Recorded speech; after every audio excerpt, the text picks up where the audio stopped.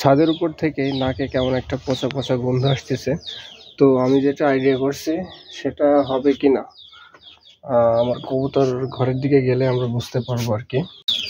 ছাদের উপর থেকে নাকে যে গন্ধটা যাচ্ছিল সেটা কিন্তু এই সাইড থেকে যাচ্ছিল এবং আমি মাছিও দেখতে পেয়েছিলাম।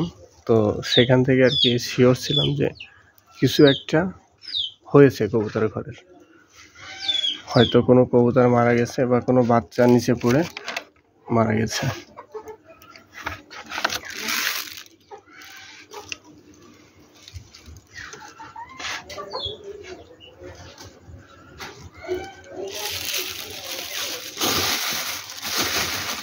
আমি ভেবেছিলাম কোনো বাচ্চা হয়তো পড়ে মারা গেছে, এই ঘরে বাচ্চা ছিল, বাচ্চাটা এই ঘরে নাই, বাট কখনো ভাবিনি যে এমনটি ঘটবে। দেখেন আমার সব থেকে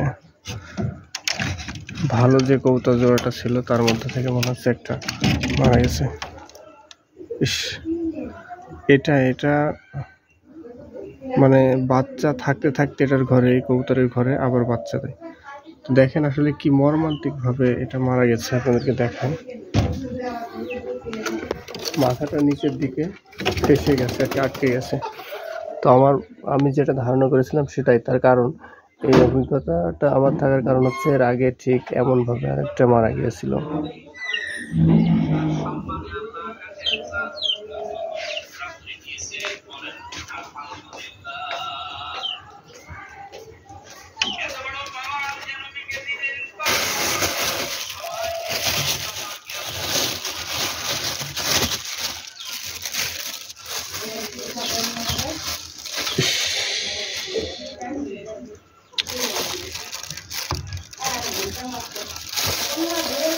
এটা ঘটবে, দেখেন পোকাও ধরে গেছে। এটা কখনোই আমি ভাবিনি।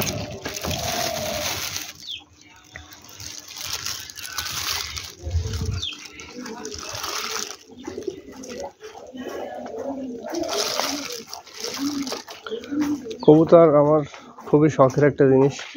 ওইখানে একটা ঘর আছে, এই যে এইখানে একটা আছে, আমার খুবই শখের। আসলে এটা হয়তো আয়ু এ পর্যন্ত ছিল।